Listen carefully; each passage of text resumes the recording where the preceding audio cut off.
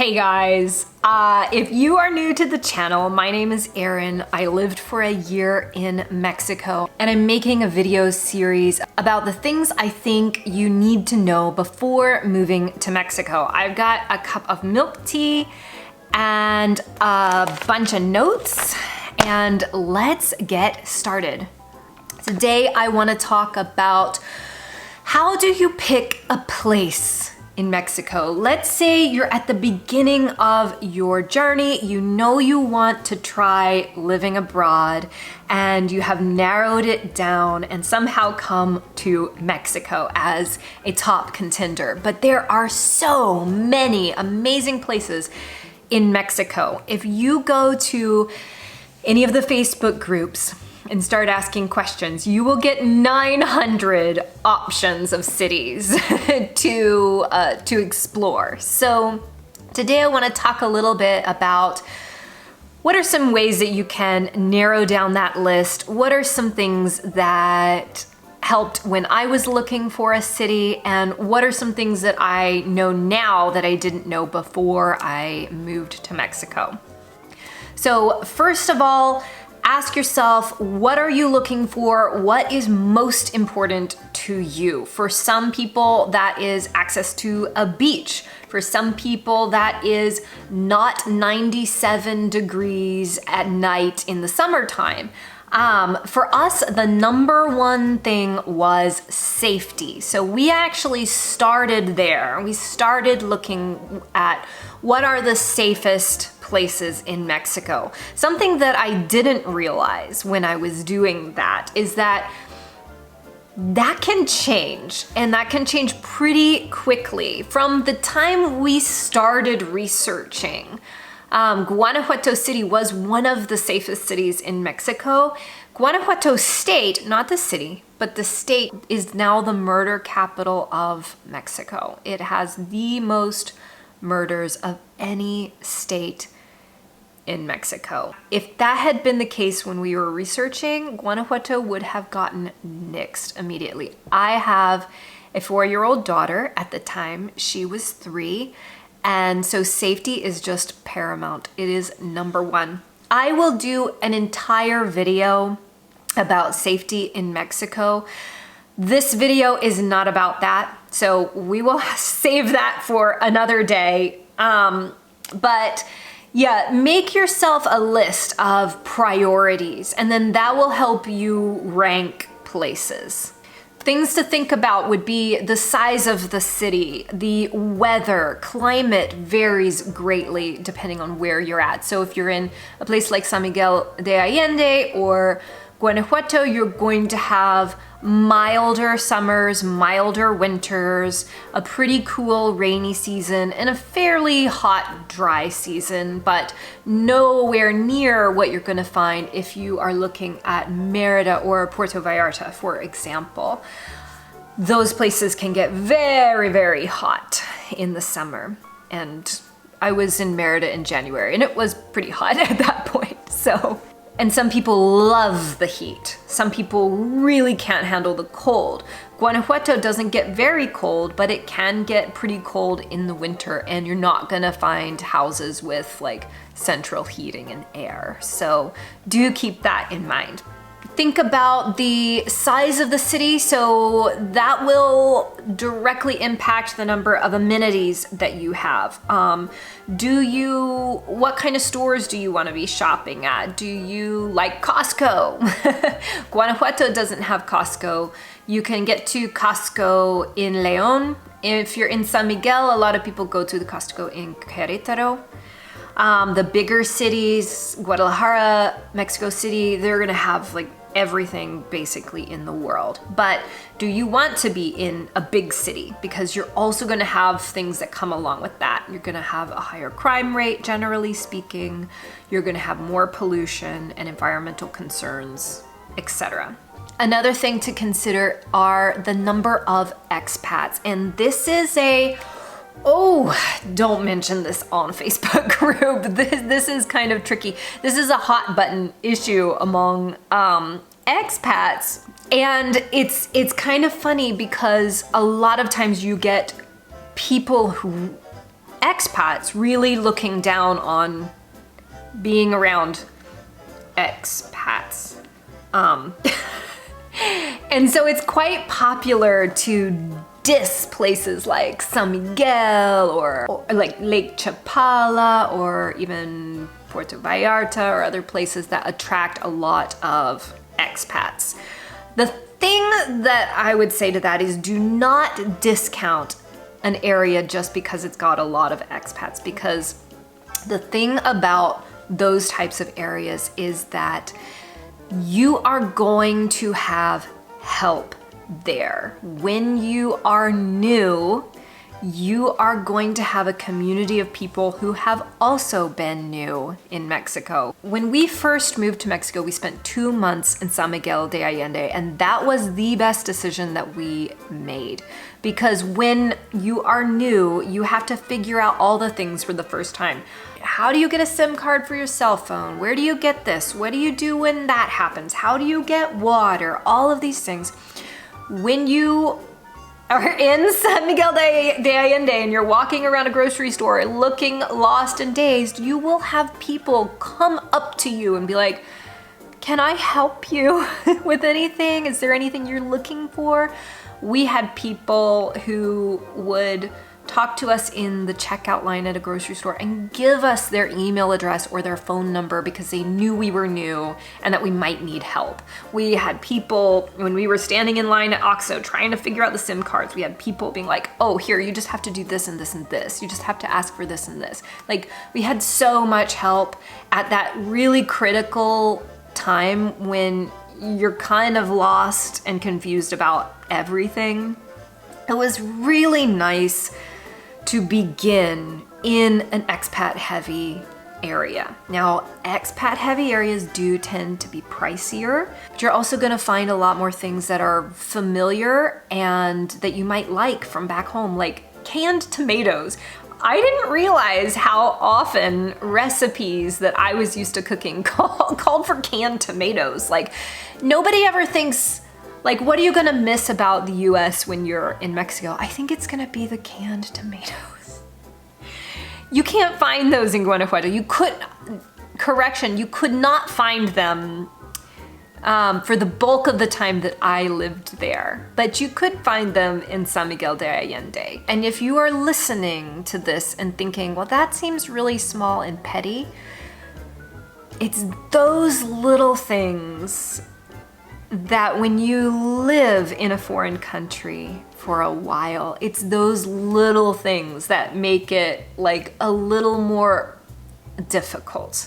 If you've lived abroad, you know what I'm talking about. It doesn't make sense and it doesn't sound reasonable, but it totally is.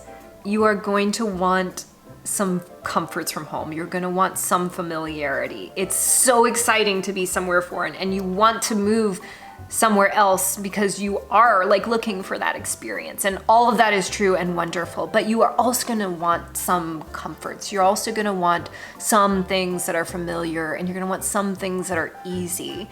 You know, those recipes that you cook that you can just mindlessly do because you've made them 100 times. Like, you're gonna want things like that at least at some point in your journey. So don't strike an expat heavy area off of your list just because of that reason. Because that can be a drawback in some regards, but it can also be a really positive thing as well.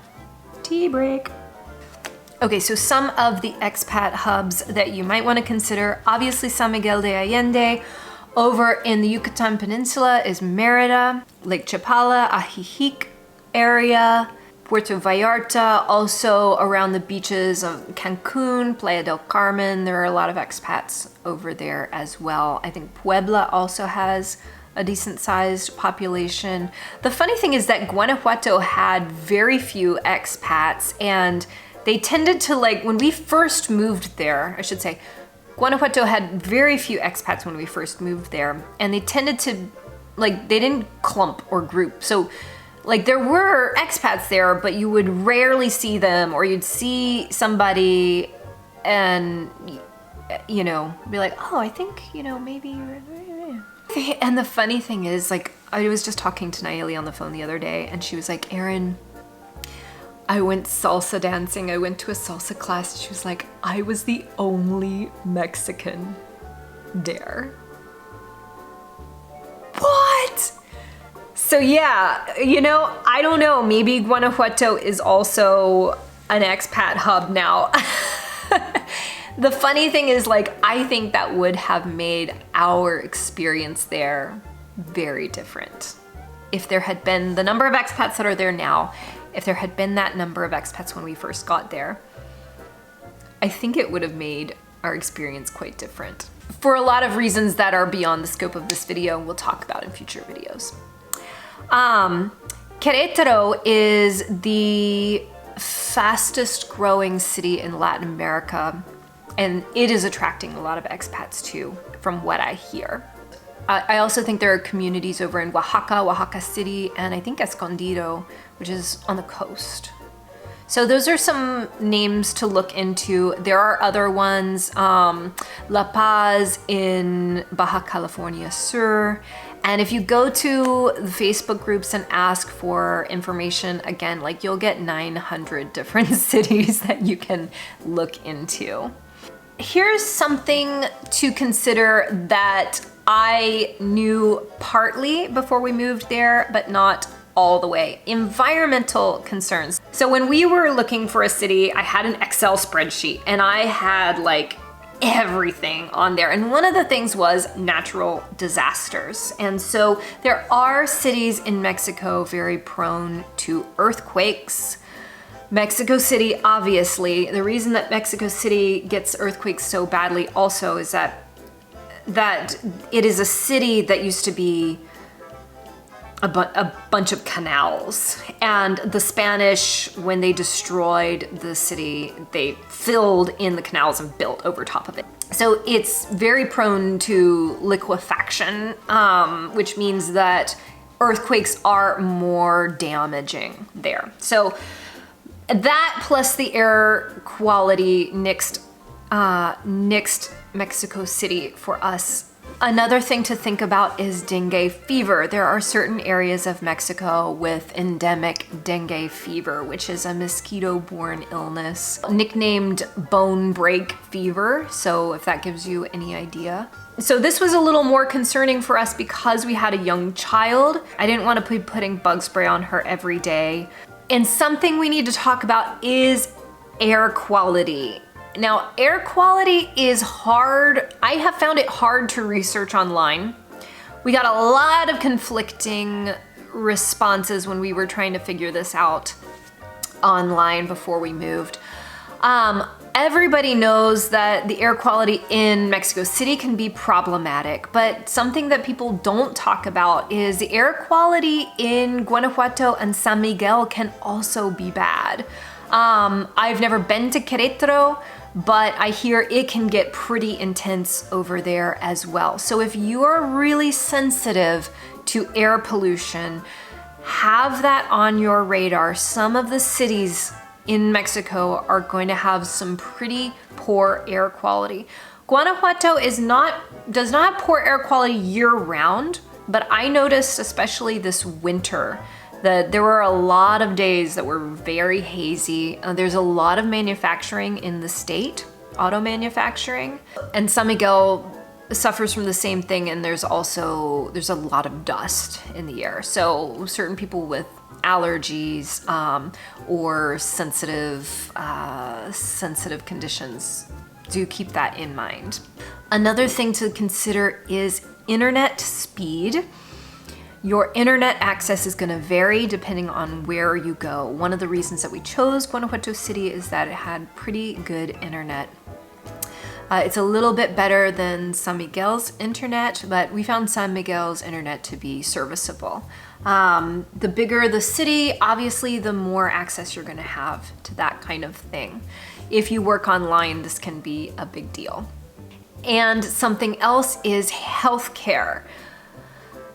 I'm gonna make a whole separate video on healthcare because it's something that we really need to talk about. But consider the size of the city is going to mean you're gonna probably have access to a wider range of doctors and medical facilities. So do keep that in mind. I think a lot of people think that healthcare is going to be exactly the same in Mexico as it is in the United States, only it's going to be cheaper, and that has not been our experience. But again, that's outside of the scope of this video. That will be in a future video. Okay, and last point, please be cautious about the Facebook groups and take information there with a grain of salt, because a lot of Facebook groups are owned by or run by people who have financial interests in a certain area of Mexico or in you moving to Mexico in general. They offer certain services catering to expats, or they have real estate interests, or etc. So there are also people who have business interests in Mexico who will be trying to like move you from, you know, toward one area away from another. I think everybody probably knows about the guy who's always trashing San Miguel and Lake Chapala because he runs a tour company in another city. Like that kind of thing just happens. You need to be aware of it and take things with a grain of salt. Do as much research as you can, but also give yourself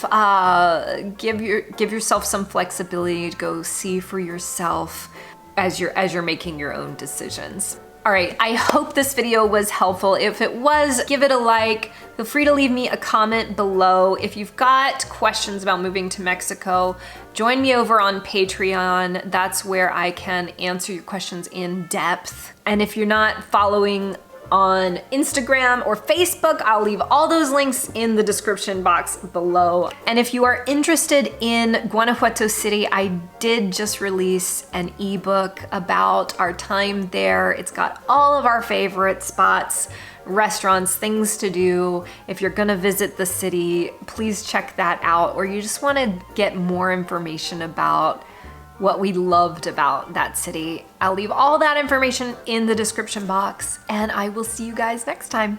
Bye.